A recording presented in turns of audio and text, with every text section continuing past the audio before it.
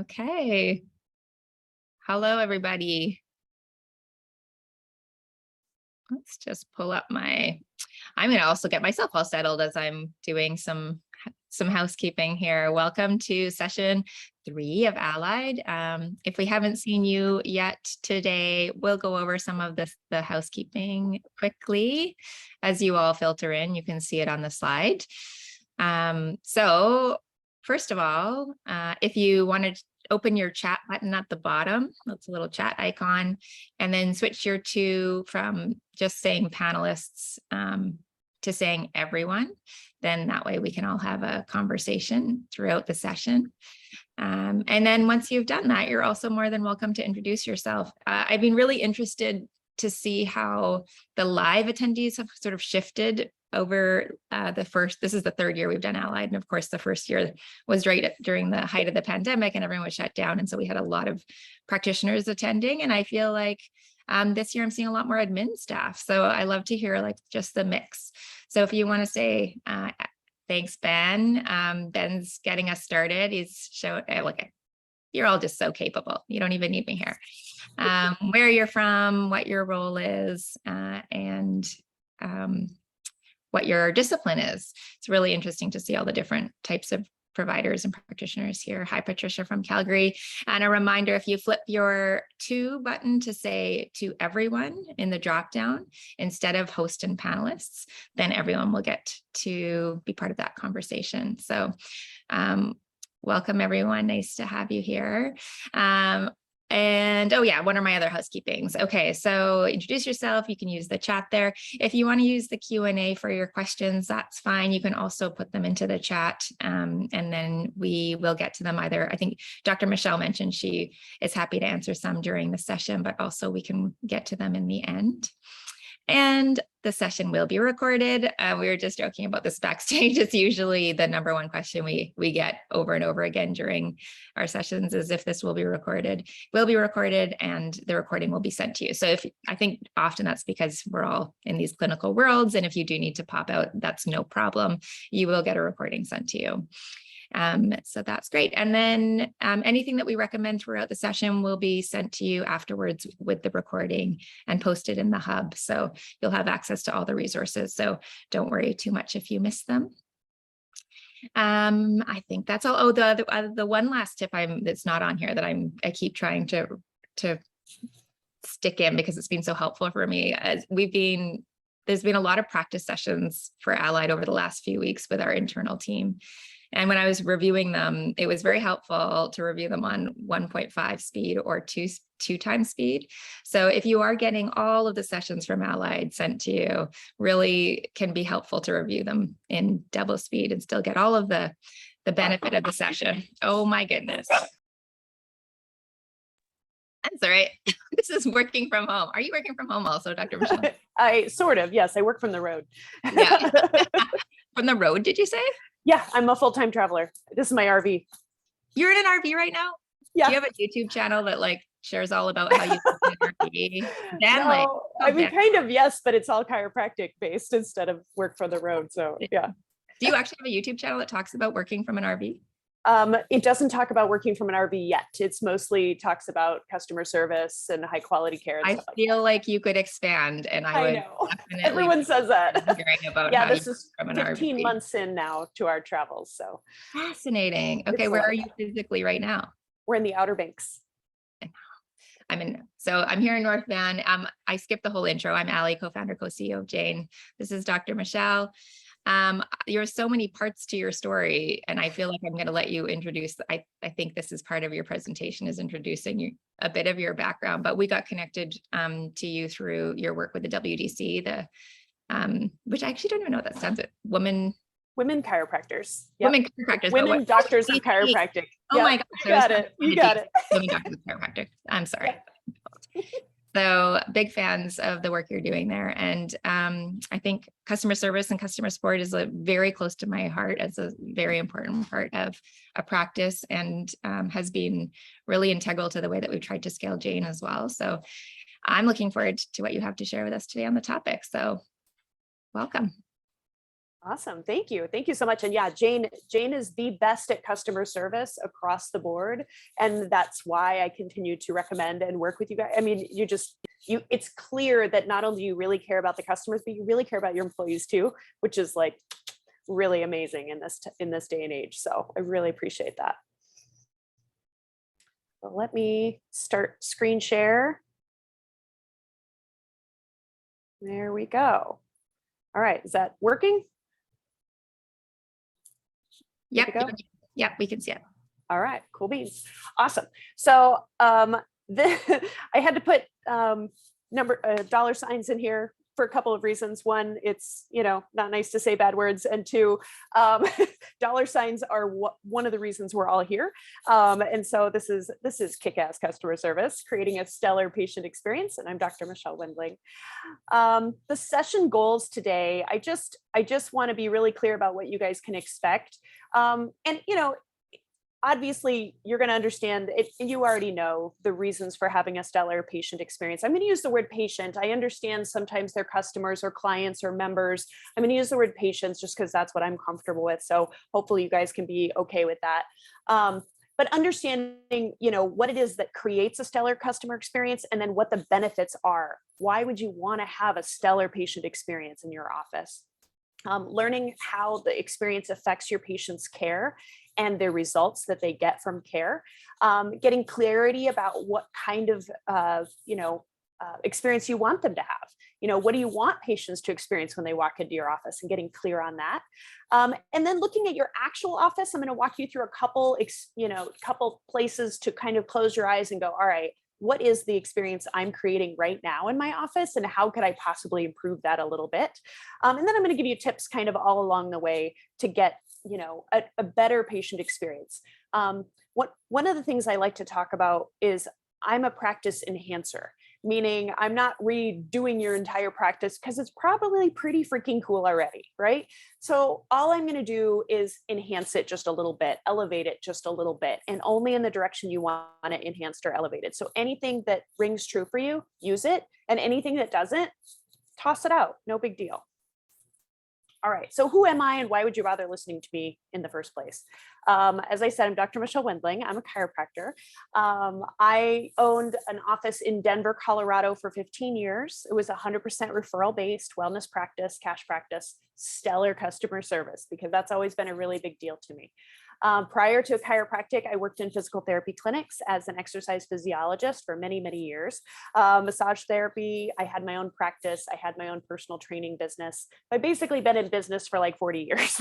No, not really. 30 years. I don't want to go too far. 30 years. I've been in business for 30 years. And maybe 32, but we don't want to talk about that. So I'm the current president of Women Chiropractors, which is a nonprofit organization that's dedicated to connecting, educating, and uplifting women chiropractors all over the world. So that's a really fun, cool thing. And then I served on the Chiropractic Board of Examiners. I've been on lots of boards in the past, and I own my own business, which is a coaching firm. Because I sold my practice in 2001 so that my husband and I could travel the country in our RV. So now we're 15 months in, traveling the country in our RV. So if you have any questions about RV travel, you can email me, and I'm happy to give you all the ins and outs and all the things I've learned about that, because it is absolutely a blast. So what is a stellar customer service experience, right? What does that exactly mean? And, it can be anything from, the way you're greeted when you walk into a store to the entire experience. Like, for instance, my husband's a foodie. He loves to cook. I'm super spoiled. And he really loves French food. And so one of his favorite things is for us to go to stellar customer service experiences at restaurants, which means we try to hit as many Michelin star restaurants as possible. And if you don't know about Michelin star, I will tell you, it's amazing. So everyone's heard of this guy, right? Gordon Ramsay, right? Everyone's heard of him. So we actually flew to London, well, not just to go to his restaurant, but we flew to London. And during that, we booked an evening at his restaurant in London, in Chelsea. And what Michelin star is essentially a level of restaurant above and beyond any other restaurant in the world. And when you get 3 stars, it essentially means all the critics agree you're the best of the best of the best. And it doesn't just have to do with the food. It has to do with the color, the shape, the feel of the fabrics you're sitting on, the smell of the restaurant, the sounds you hear, the words that come out of people's mouths, what's written on the menu. It is all part of this experience. And so when you go to a Michelin star experience, a restaurant, I mean, the experience you get is just, it's all your senses, all the things being engaged. It's a beautiful thing. So that I highly recommend, put that on your bucket list if you haven't done it yet. We're kind of working our way through all the different ones. But one thing you'll notice about these things is that when you leave, you're going to remember that experience for a very, very long time. I think London was 4 or 5 years ago, and I can still tell you the colors of the tablecloth.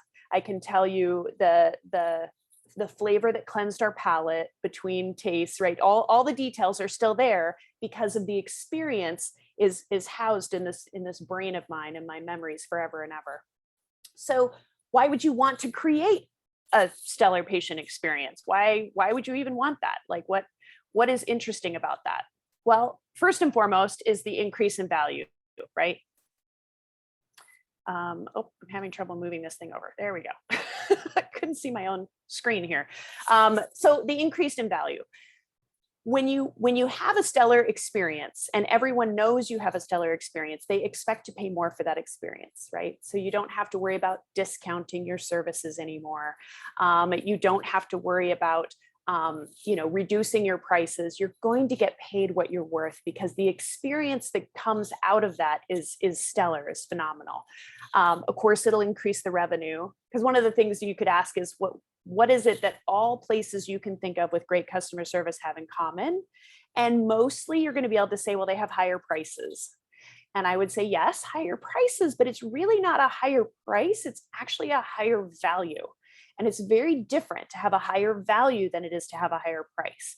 There's often a higher price tag with that, but the price matches the value, and therefore people are expecting to pay it, and it doesn't bother them. They're not, like, oh gosh, no, I can't afford it. You don't have to talk them into it because of the increased value.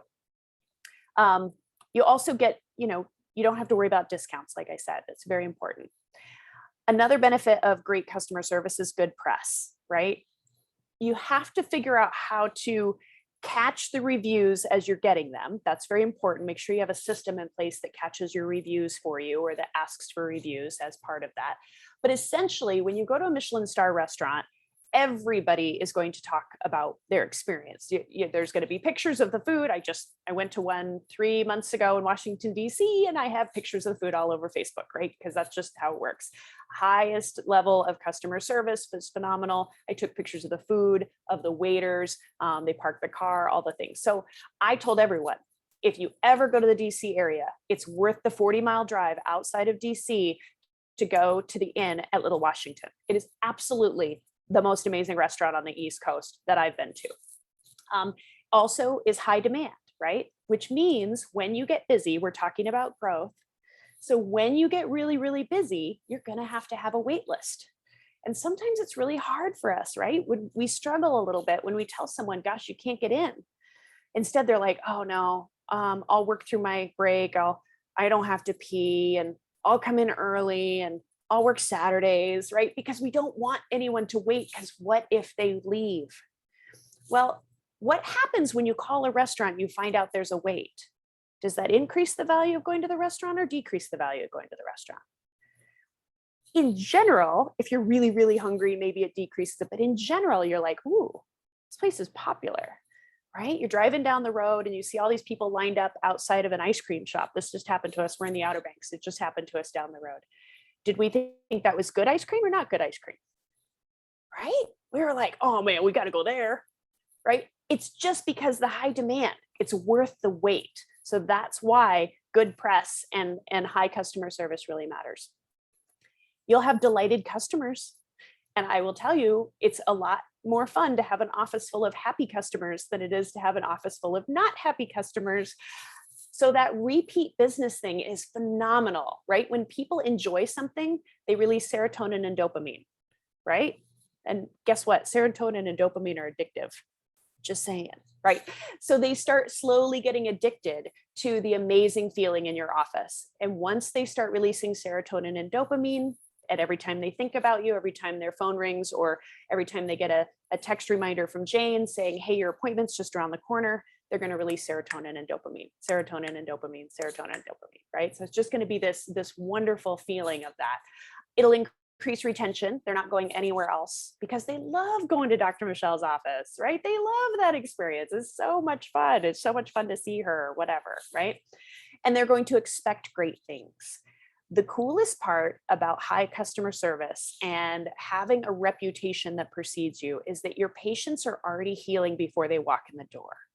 And I love that. They're already healing before they walk in the door. Your work is being done already because they're super aware of the amazing things to expect based on the reviews, based on the word of mouth, and based on the fact that everybody's had a great experience in your office. And you won't have any whiners, right? I love those signs in the various, establishments as we travel the country that say something like, if you're a whiner, just leave, and things like that. And that'll kind of be in your office too. You won't have to worry about that. Another amazing benefit of stellar customer service or stellar customer experience is you're going to have really happy team. And a happy team means you don't have to train new team members all the time. Your turnover for your team members will be less and less and less. You're just going to have in general more joy in your practice because people are going to be excited to be there. Having a coveted workplace is a higher value than the amount of money you pay people. It is important to pay people what they're worth. Absolutely. I highly recommend that. Make sure your profit margin is large enough that you can pay the people that work for you what they're worth. But remember, it's not just about the money. So when you're hiring people, make sure you're sharing with them the environment, right? And I hate to bring up Jane again, but Jane's one of those experiences. Everyone I've talked to that works at Jane has a really good work environment.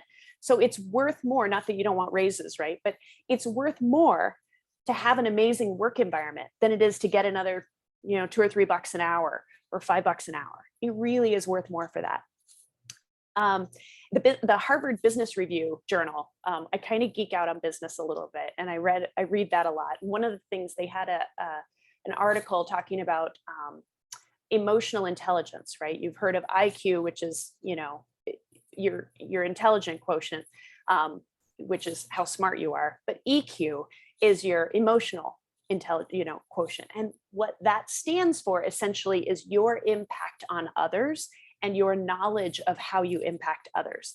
And how it turns out is that team members and employees are happier when they know they're making a positive impact on the world, on the company, and on their customers than they are if they get a raise. And so knowing that, and knowing that by having a stellar customer experience, they're going to be, use that word again, experiencing other people's wins constantly. And that's going to make them want to stay and want to be happier in your office. And then improve patient outcomes, right? Like I said, serotonin and dopamine. We know cortisol is the stress hormone, the fight or flight hormone, right? And anytime someone's stressed, it actually lowers their immune system, right? It lowers their body's ability to heal, and it reprioritizes what the brain works on, right? So the brain goes into fight or flight, and it stops healing things and instead makes sure you can survive, right?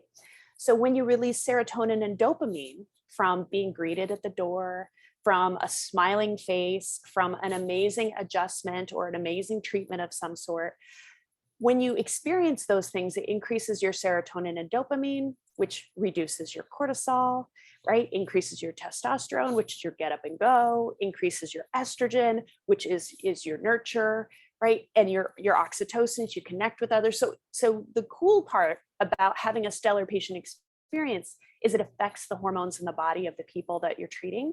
So they're going to have elevated good hormones. They're going to heal faster. You're going to be in a better mood, right? And they're going to reduce their stress. So one of my favorite things about almost all the modalities that I saw go through the chat room are that they all help the bodies better adapt to stress, right? So if you back up from what you do in your practice, in your service, the big picture is you help the body adapt to stress. so that you're taking the pressure off of it. You're helping it reprioritize things, right? And that's why the body heals so successfully, is because now it's got a priority that works because it's not doing all these other things to deal with stress, right? And that's what a great stellar patient experience does for your patients, is it takes away all of the distractions and ick and allows them to get to the healing process, which is so fun. So since it's all about growth, a stellar patient experience increases retention, referral, revenue, and results. Bunch of R's, right?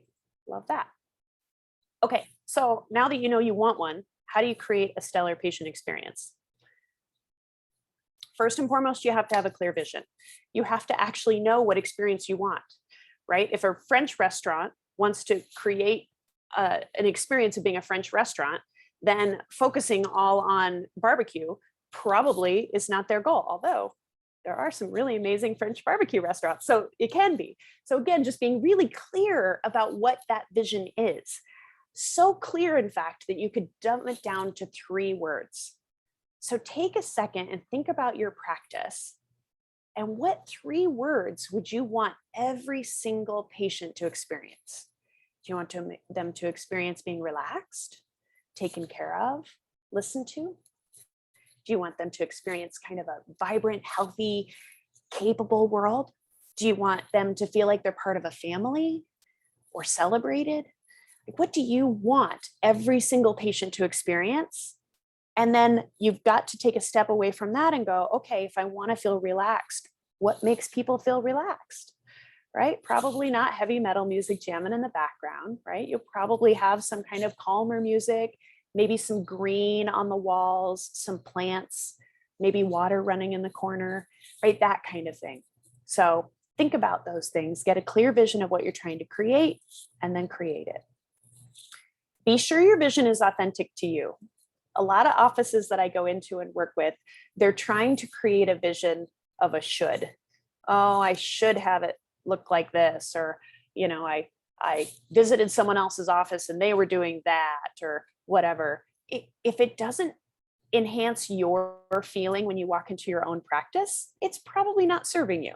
So think about what it would be to be authentically you. If you authentically show up, what does that look like? And I want you to build your practice, not someone else's practice, right? It doesn't do you any good to build someone else's practice. And actually it won't grow. If you're truly stuck on growth, look and see if what your practice philosophy is being reflected in what your actions are. Because once you link those two, your practice will absolutely explode. Once you're being honest with people, when you're saying things like, you know, gosh, I'd like you to be my patient for the rest of your life. I want to take care of you from, from birth till earth, right? Or something like that. You know, if that's your goal, make sure you're clearly communicating that with people so you attract the people who actually have what you want. All right, awesome. So the second thing, once you have your vision, then you have to understand the truth about people. So I kind of geek out on sociology and the study of happiness and what stimulates people to feel good. Because a very short story about me: when I was 5 years old and we were sitting around the table in kindergarten, probably sitting on the floor, actually, I don't remember this moment. My dad tells the story. And the little boys were like, I want to be a fireman. I want to be a policeman. And little girls were like, I want to be a nurse. Whatever it was they were saying, I want to be a teacher. I want to be president. My response was, I want to make people feel good. And my dad was like, yeah, that's what you said. You said you want to make people feel good. So I've always geeked out on what it is that makes people feel good and how to share messages in such a way that encourages people to feel good and still set your boundaries and still get the point across. So that's kind of where we're heading here. So your patients, the truth about people and your patients is they like to know what to expect. They love to be guided, but they do not want to be directed, right? You know people like that, right? You tell them to do something, they're like, no. And you say, hey, let's do something. And they go, okay, right? Same thing. They will notice or experience what you set the stage for them to notice or experience. And I'll get into each of these details. And people have their own priorities, which may not be the same as yours, right? They may not be the same as yours. You're not psychic. You don't know people's priorities. And people really want to know how much you care, right? It's really important. You know, you've heard the old saying of, you know, people don't care how much you know until they know how much you care. It's actually true. It's actually accurate. So how do you create a stellar patient experience? Well, you have to marry these two, right? Your vision plus what, you know, the truth about people. So let's go through that. Let's go through that. Ellie, are there any dire questions right now?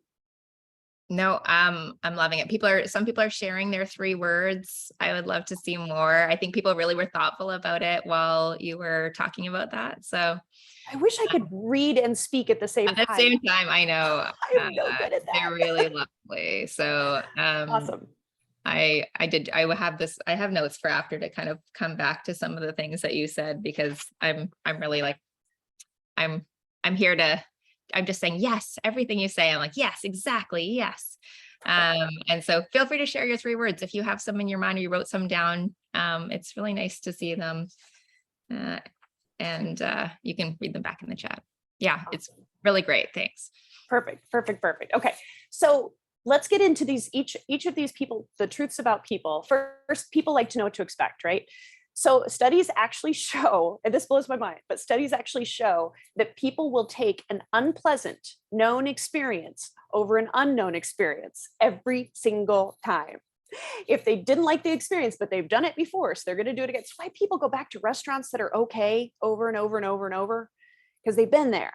They don't try a new place. They've been there, right? So even though it's not the greatest experience, that tends to be human nature. Now, I will tell you, there's certainly exceptions to that. My husband and I try new restaurants. We never go to the same restaurant twice, but in general, that's kind of the way it works. So even though the new experience may or may not be painful, people are more likely to do something that they know what to expect.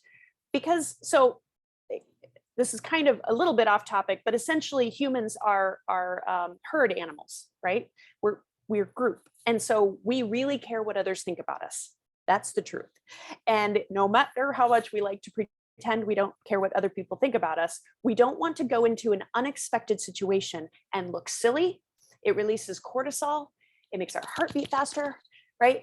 It increases our anxiety, all the things. So people like to know what to expect. So what does that mean for your office? Well, you know, make sure that it's really clear from the moment the patient walks in the door that they're guided through the flow of your office. Right? The minute you walk into a Michelin star restaurant, someone is standing there greeting you, usually by name, because they have all the tables down to the minute, right? They're standing there, they're greeting you, and they're guiding you to what's next. And they guide you to the next thing and the next thing and the next thing. And you never even have to make a decision, really, except which entree. Otherwise, there's no decisions to make. So be that for your patients. Think about it when they walk in the door. Do they know where to head? Or do they look around and wait for someone to go over here, right? Do they know where to head? Can you make that easier for them, right? When they walk up to the front desk, does the front desk person greet them, first of all, guide them to fill it out, and tell them what's next? A lot of times you'll fill out paperwork in an office and put it back and then go sit at your seat because you don't really know what's next. Are they going to come get me? Or, you know, nobody said anything, right? So make sure your front desk is saying what's happening. You know, hey, Sally, it's so lovely to see you. Come on in. I'm going to have you fill this out. There's 2 pages, front and back. When you're done, please bring it up to me and I'll make sure that the doctor gets it and we'll guide you back to your room. Now I know totally what to expect and I can walk right into it, know exactly what to expect, and then make sure that happens, right? If you say something and then you do something different, that's also an anxiety producer. So just make sure your flow is well, you know, touted, that people know what to expect, and that you're following that flow consistently. And then from visit to visit, it's also important to have some consistencies.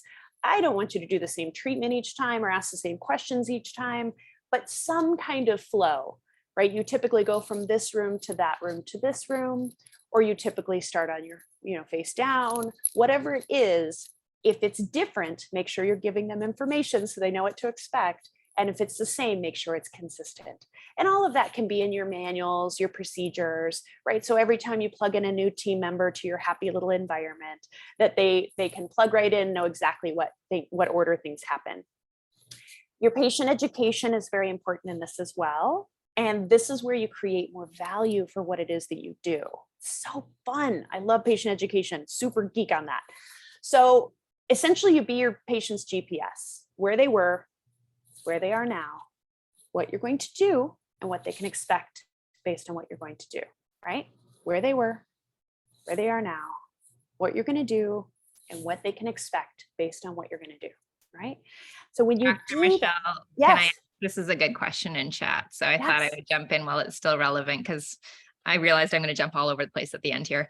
What if you're a person office? How would you recommend you guide people as they come in with no front desk person? And I think this is a really great question. Do you have any thoughts on that? Or I also think people are welcome to answer in the chat if they are a one-person office and are successful. And I have a few thoughts.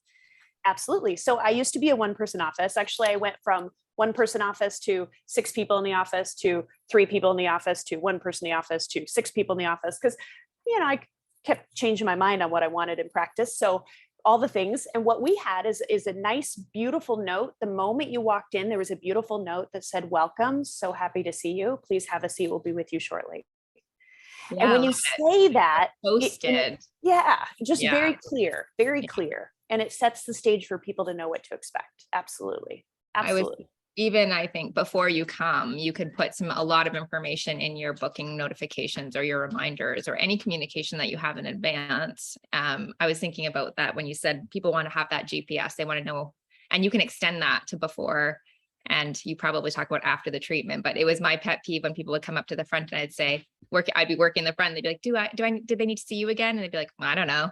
I'm like, well, you should know. And We that's will about get to that. Yes. Okay. I'm sorry to jump ahead. My biggest pet peeve of all time. But yeah, even in advance. So putting it in the written notification you send out, posted notices. And I love how you mentioned that, like, welcome, we're so happy you're here. Those little changes in language make such a significant difference versus like, I'm like, Wait to be seated. yeah, like something like that versus those little moments, those little language tweaks can make a very big difference in the experience. So yeah, Absolutely. that's great. When you read something, think about how it makes you feel. Wait to be seated sounds like this, right? Don't come any closer, don't trespass, don't come.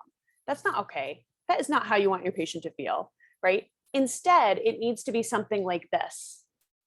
Come inside, have a seat. So read through your paperwork, right? Read through your no-show policy, right? Read through your cancellation policy. It has to have boundaries and it has to get to a point, but it needs to sound like you're inviting them, right? That you respect them and that you're setting respectful boundaries. So think about that. Even thinking back to those 3 words that you had people come up with, like, is all your written communication, all your communication conveying those 3 words? Like, are they all connecting through? Yeah, that's great. Absolutely. Absolutely. And yes, so then you need to set the stage for what they can expect from today's care.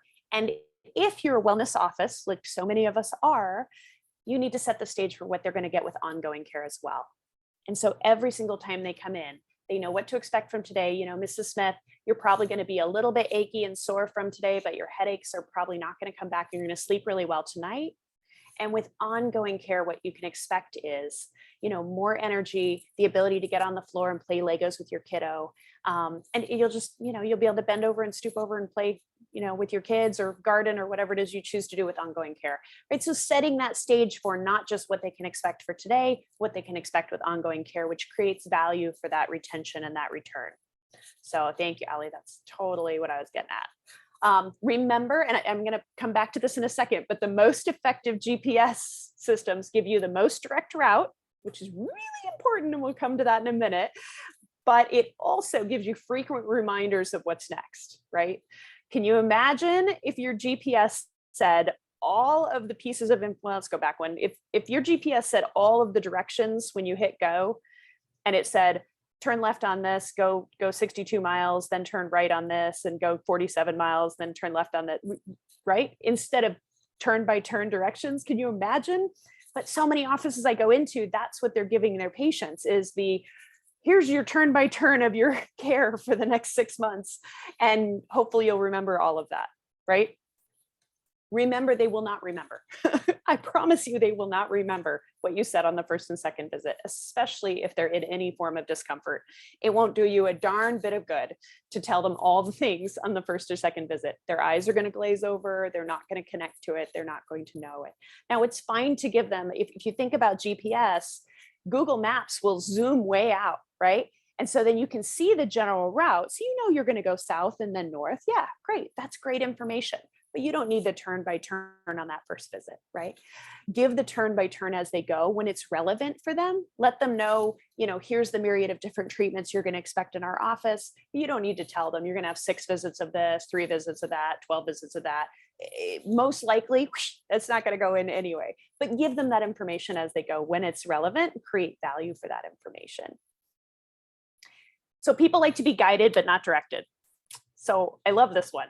And I'm going to give you a magic word in just a minute here, and it's not please, but that's a good word too. But there's a magic word that we use in the office all the time. Studies show that people have a better experience when they make fewer decisions.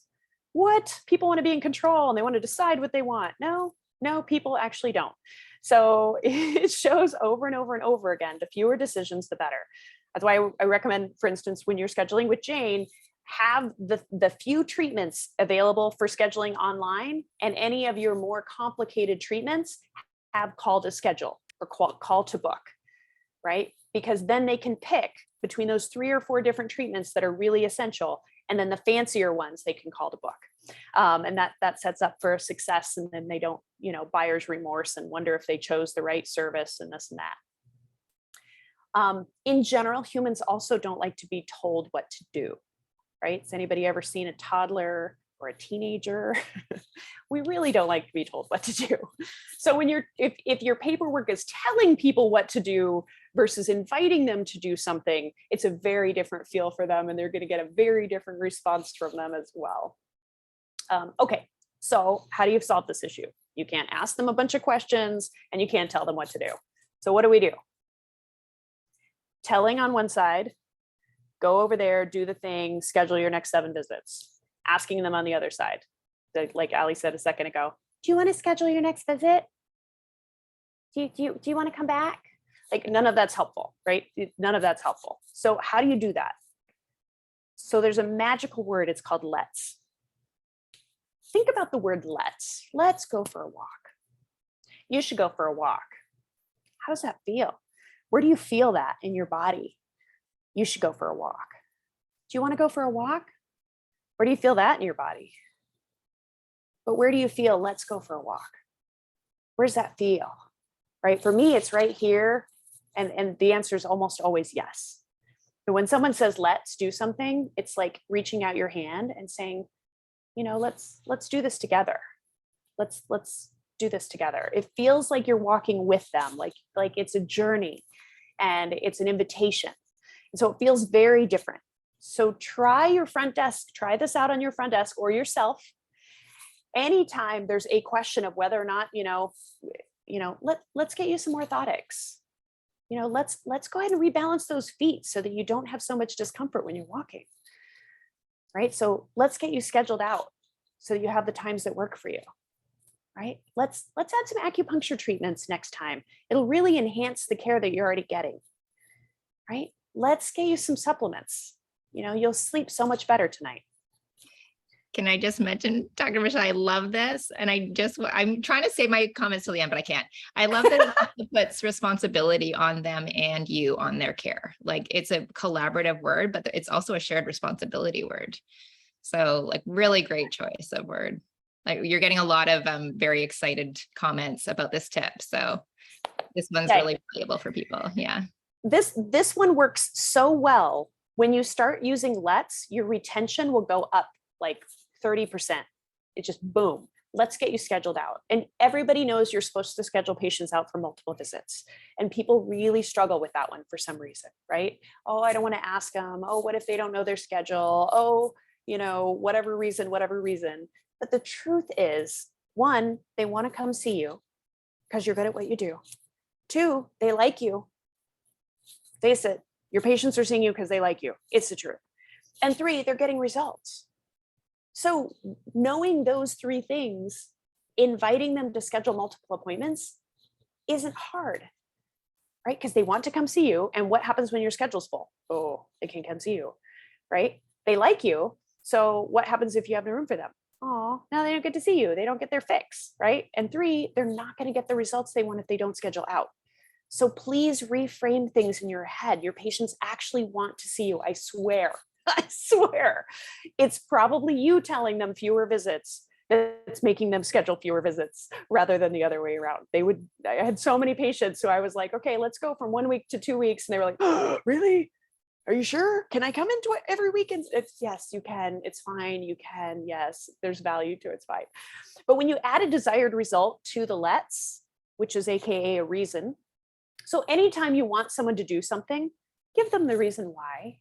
Just give them the why and give it to them in the benefit for them, right? Not, hey, let's get you scheduled because I've got a Mercedes payment to make this week. Right? That's not their why. But, hey, let's get you scheduled because you've got a cruise to get to next week. So let's get you scheduled so that your back doesn't spasm and you can get on that cruise ship with no worries, right? Create a value for them at the end, and it really elevates the power of your let's. So think about how you could potentially add that in your clinic.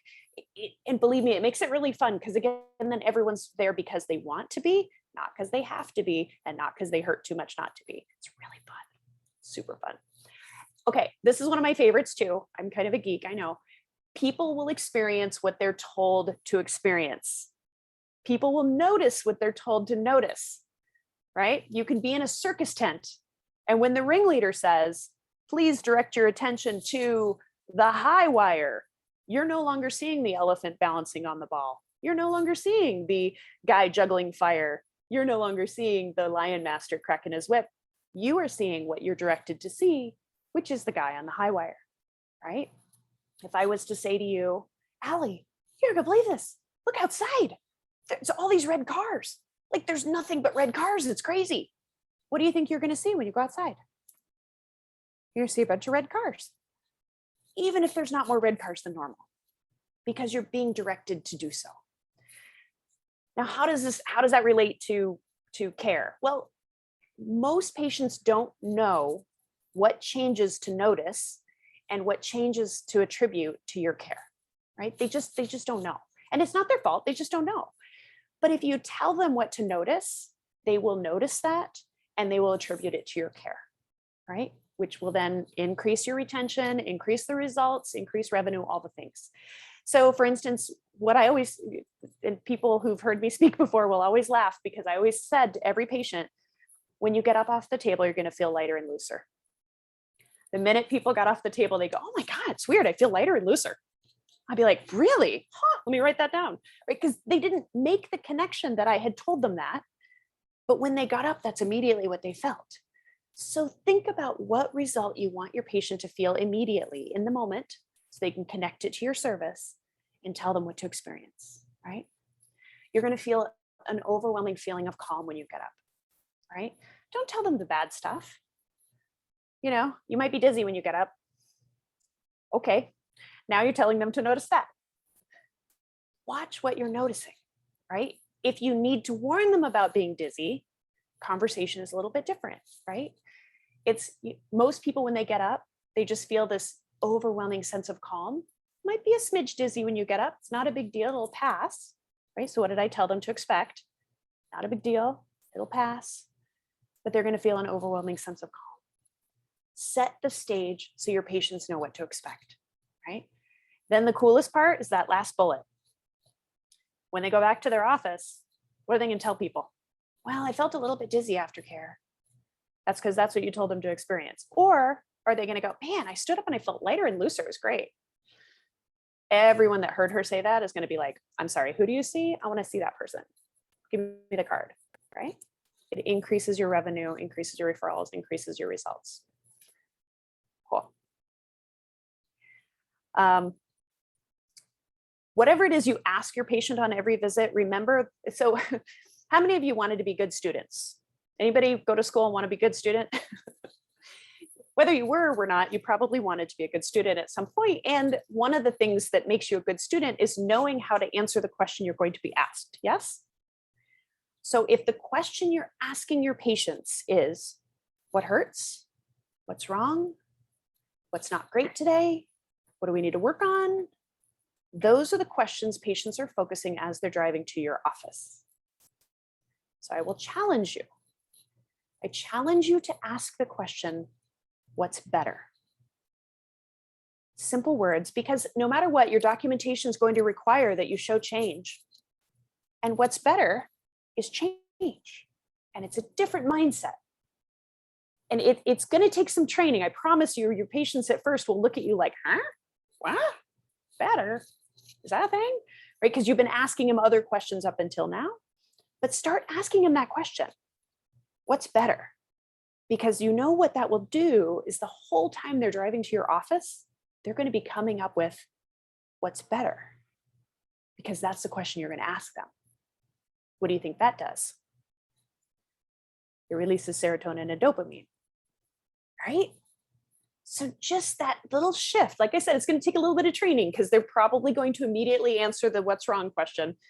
Well, I don't know what's better, but my lower back is still, really achy and this and that, and this and that. You're like, okay, so last time you came in, it was searing pain and now it's a little achy. So that sounds to me like it's better. Yeah, I guess it is better. Cool. What's better? Just a thought, just a thought. So if you use let's and what's better, would love to hear how that changes your practice for you and how it feels to go to work. Okay. We have hands raised. Let's go ahead and take some, if someone has their hand raised, Ali, I'm happy to. Oh, do we? They have a different, let me just see if that's. I don't see any hands raised. Okay, so I won't worry about it. I don't see it. It popped up really quick. It's fine. Oh, someone might have put their hand up and back down again. Okay. Yeah, no, I think everyone's like just contributing their questions in chat, and you're getting a lot of encouragement. I know when you are speaking and you can't see chat, it's hard. It feels like you're speaking to a void a bit.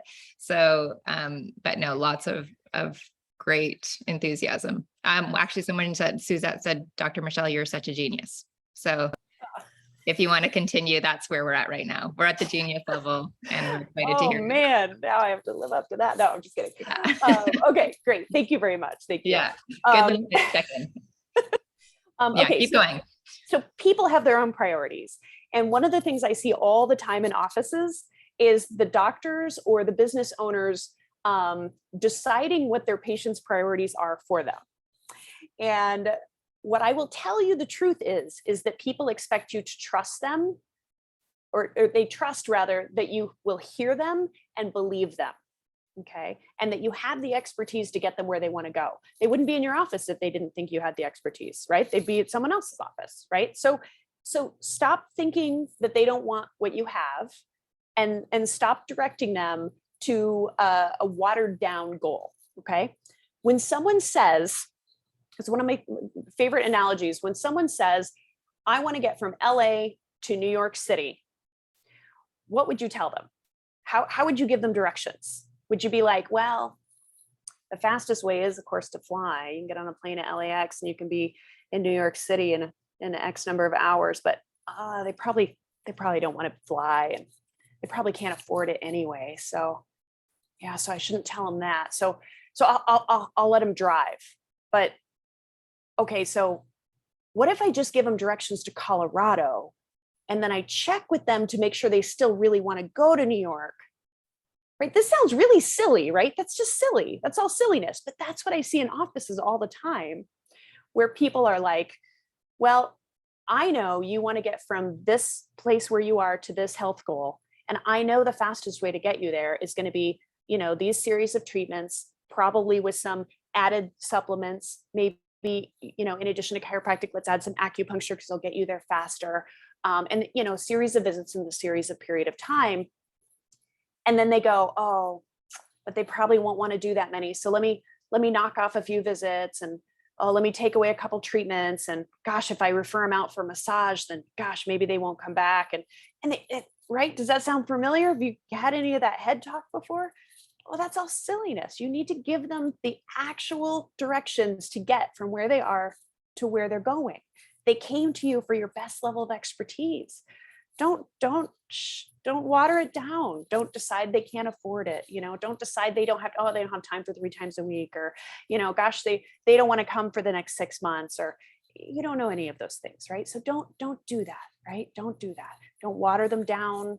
Give them the best recommendations to get them from here to there. And then, of course, just like with Google, if you need to say, I need an alternate route, that's fine. It's totally fine. But remember what Google says when it gives you an alternate route. You remember? It says it might take longer, right? So share that with your patients, right? Because time is the one resource we can't get more of. Yes? You can make more money. Oh, yeah. I don't care if you have an hourly job that only pays you this much. There are ways to make money in this world. It's true. You can't make more time, right? So if you think changing your priorities or changing your suggestions for care potentially will make healing take longer, share that with them and just let them make the call. It's totally fine. I don't want to drive across a big bridge, so I'm going to take 16 extra minutes and go around. Great, excellent. But at least you gave them the best possible option. That makes sense? Hopefully that makes sense. This wasn't too harsh. I No, a I little love harsh it. on that one.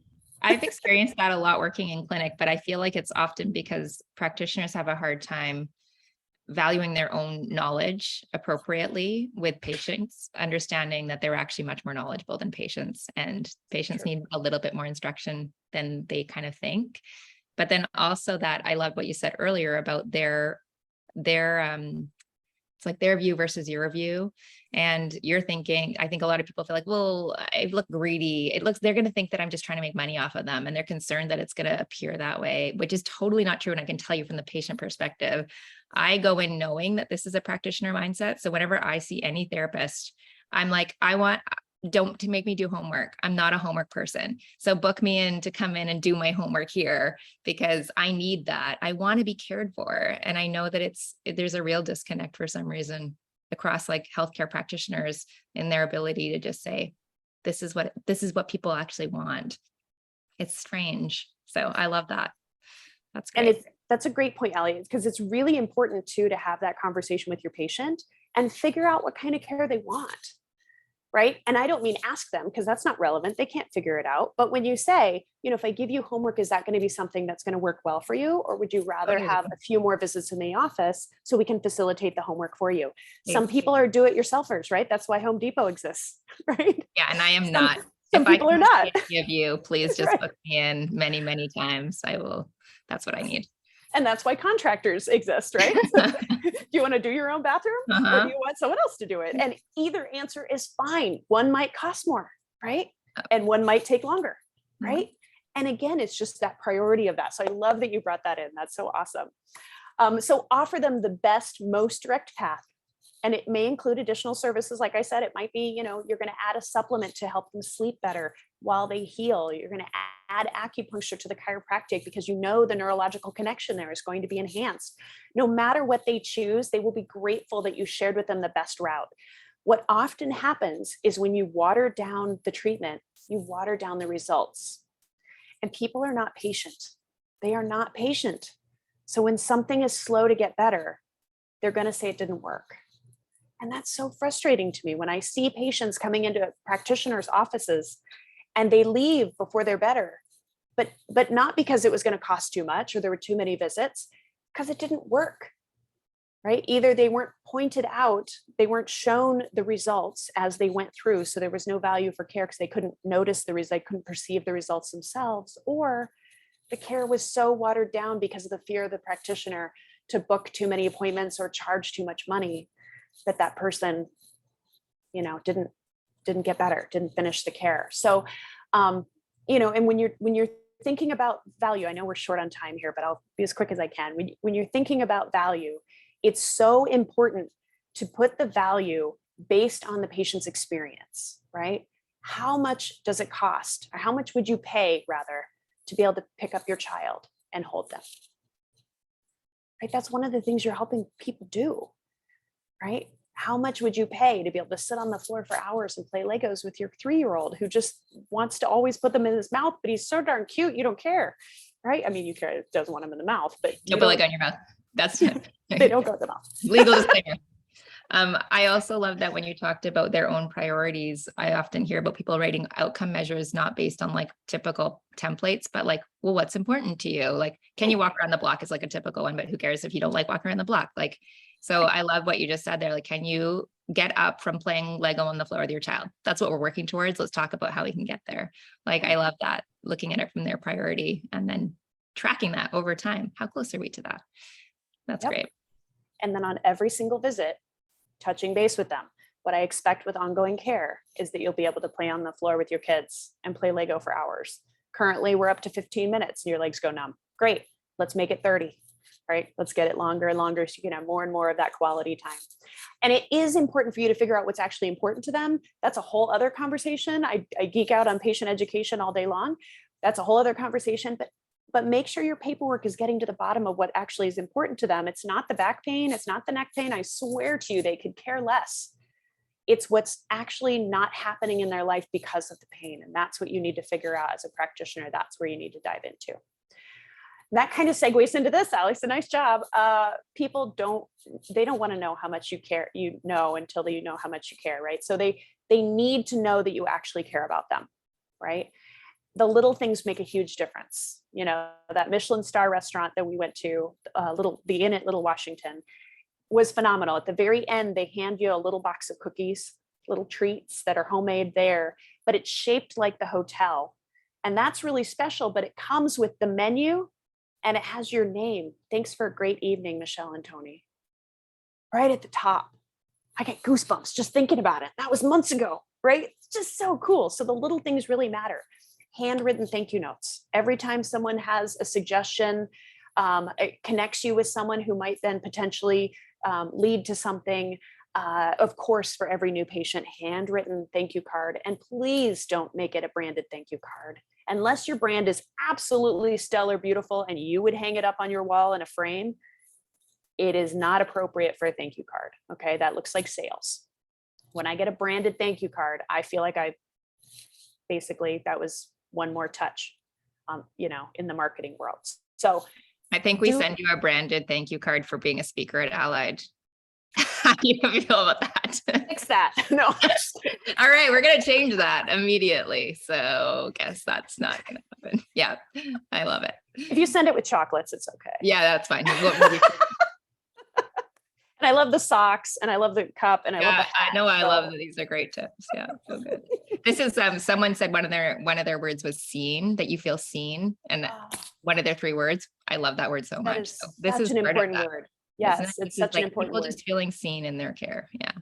Well, especially in this day and age currently, right? We're in a world where we're online. I can't even tell who's seeing me.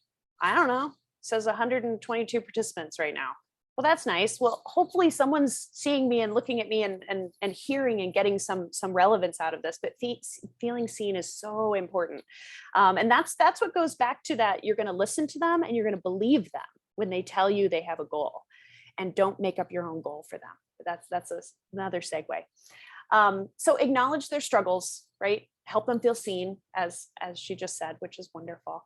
And then tell them how much you appreciate them, right? Before the end of every single visit. Actually, so weirdly, as a chiropractor, after every thrust, I said thank you to the body. And it wasn't weird, like they didn't think it was weird in the moment or anything. I would thrust and I'd go, thank you. Oh, that was great. Oh, thank you. That was great. And I just constantly said thank you. And it wasn't to be woo-woo or anything. It was just a reinforcement that I really, really appreciated. 1, their body letting me in so that I could actually do the work that they needed done. And 2, that I appreciated them being there. But before they left, every single patient got an appreciation before they left. Hey, Robert, it's so good to see you. You always make me smile when you come in. I'll see you next week. Every single patient, every single time. And I will tell you, not one of them was like, you told me that last week. Like, I just promise you, nobody said that. So it's okay to say the same thing multiple times. People need to hear it. So make sure. And then this last bullet, to reemphasize what we did before, share the best path to their goals, because that is what shows them how much you care. You really care to get them better. Share the best path with them. Don't require them to initiate every action. So one reason I love Jane, there's so many reminders in Jane that help people keep the ball in the practices court instead of in the patient's court. It's really important. Don't do the come back when you need me. We already talked about that, right? That doesn't help. They don't know when they need you. They didn't go to med school or whatever school. They didn't go. They don't know. Also, pain disappears before dysfunction, people. So they're going to feel better, but they're not necessarily better, and their pain's going to come back, and they think you didn't help, depending on your service. But I'm going to just say, actually, this probably is true for most modalities. Okay, go on. I think that's true in every modality. And so whenever I do patient education at the beginning, I always say to them, look, I can get rid of your back pain. I'm going to do that in my sleep. I can do that with my hands tied behind my back and a blindfold. Like, getting rid of pain is easy. The goal is to get you to stay better so you're never back here ever again. I don't mean back in my office, but you're never back in a situation where you can barely breathe. You can't get on the floor and play Legos with your kids. My goal is that you never experience that ever again. This is what it takes. So let's get you scheduled and let's get you better. Right? That's kind of the conversation that typically would happen in my office over and over and over again. Don't do the just call to schedule or schedule online. I love that you can schedule online. I love that, but make sure you have something that catches them when they don't. Is anyone who comes in your office think, do you think that moment in your office is the most important moment of their day? Are you the most important person they need to see all week or all day? I hope not. I really hope not, for your patient's sake. Right? So they have other things on their mind. The minute they walk out the door, I mean, gosh, how many hats do we wear, right? They're running through their grocery list or Target, and they're thinking when they have to pick up the kids, and they, oh my gosh, and I can't believe, and oh, that's right, it's my mother-in-law's birthday next week. Where in there is go online and schedule going to happen? And anybody ever log in their computer, dive into Facebook, and totally forget why you logged into your computer? Right? That's a real thing. It's real. So do not leave it in their court. I have a whole system called No Patient Left Behind. It's an awesome system, and it makes sure that no patients ever fall off your schedule. They're all taken care of, they're all cared for, and they're all listened to, and they all feel important. Don't let your patients tell you what they need, because they don't know. Oh, let me know when you need orthotics, or let me know when you need to add a massage to your chiropractic, and they don't know. Instead, use the magic word. Let's get you scheduled for those orthotics so you can have that stable base, so you can hold your pelvis adjustments better, right? Let's do that. Let's get you scheduled for that massage so that your muscles can continue to relax and chill, and you can get that R&R you need without kids screaming, right? Let's do that. Let's do that. The more you take off your patient's plate, the better. I'm going to touch on this story really, really quick. President Obama, one of my favorite stories about him is that in his wardrobe, he was famous for having very few ties and very few shirts and just a couple jackets. He had extremely limited wardrobe because he understood the more decisions you make, the worse you are at making decisions. So do you want to waste that decision on which tie to wear first thing in the morning when your bigger decisions of the day are, how to keep world peace, right? That's kind of a big deal. So he had a very limited wardrobe, so he didn't have to make those extra decisions. Take those things off your patient's plate. Use your EHR to take those things off your patient's plate. Use your systems to make sure the ball is always in your court and your patients don't have to be the ones to initiate action or move things forward. Okay, summary, super quick, because I know we're out of time. Thanks for sticking with me, everybody. Stellar patient experience, leads to more patient retention, right? They want to come back over and over and over again. And by the way, they do want to come back over and over and over again. So stop telling them they can't. More patient referrals, right? They're going to talk about you all day long, especially with these amazing words you're going to add, like let's and all the things, and what to expect. And then improve patient results, right? Because they're going to expect great results. You're going to point out the great results, and they're going to expect more great results. It's a great snowball. Increased revenue, of course, because your schedule is going to be super full and so much more fun. It's going to be so much less work. So I hope all of you end up more profit, a practice in the way that you want to. In other words, don't do things that you should. Don't should on yourself. It smells bad. Nobody wants that, right? So practice the way you want to practice, make the profit you want to make, and have the patients that you love and that love you back. So if you want any more information, or if you just want to tell me you kind of like this presentation, or, you know, whatever you want to tell me on it, just email me. I'd love, love, love to hear back from any of you. You can also learn more about me at bethebestchiropractor.com. I'd love to hear if you guys implement things, how your results are. I'd love that. Because if the results aren't stellar, I need to tweak what I'm doing so that I can serve you guys better as well. So again, thank you so much for listening to me, Jane. Thank you for having me. I'm so appreciative. Jane app is like my favorite thing. I love it, especially spreadsheets. We could talk about that on a whole other phone call. But yeah, and Allie, thank you so much for co-hosting. This has been great. Oh, that was my pleasure. I loved every single moment of that. And there's actually, I think what I want to do in the call notes, there's quite a few things there where you were talking. I'm like, oh, this is how Jane could help you do that. This is how Jane could help you do that. And I was like, oh, it would be great to give some tips. And it's funny because I've always demoed it that way with like, there's important notes in the chart. And I would say, just put there that last time they came in, they were really worried about their cat that's sick. So this is now an important note. And when they come in and you say, oh, your cat Kevin was sick last week, like, how is he doing? It's like, it just creates that like really special moment, because I think it just, you're never going to remember that normally, but bringing it into these notes can help. And someone, I know that we're at time, and if you have to hop off, I think literally that's no problem. I can see in that you've gotten so much value out of this. I can tell already. So I love that. My degree is in English literature. My minor's in psychology. Everything you're saying is language and psychology. And I'm like obsessed with it all. I'm like, this is what shapes our world. We're totally everything. I'm like, exactly, like loving it so much. So someone did mention, which was interesting, I thought, that they felt like some of the comments were practitioner focused, and what can a front desk admin team do, which I thought was interesting, because I feel like all of this is completely things that the front desk admin team really can and should be implementing themselves. And often I think the power of your admin team or your front desk team as part of your actual clinical care is just underappreciated. And so I love the way that you focus this as being like it is an extension, whether it's the practitioner doing this type of relationship and this type of care, or whether it's an admin staff, you are just an expansion of that clinical care. So the most important people are the people at the front desk, period, end of story. You can trade doctors in and out. You cannot trade front desk staff in and out. So I used to have, I've worked in clinic my whole life, and we used to have patients and it was a PT clinic.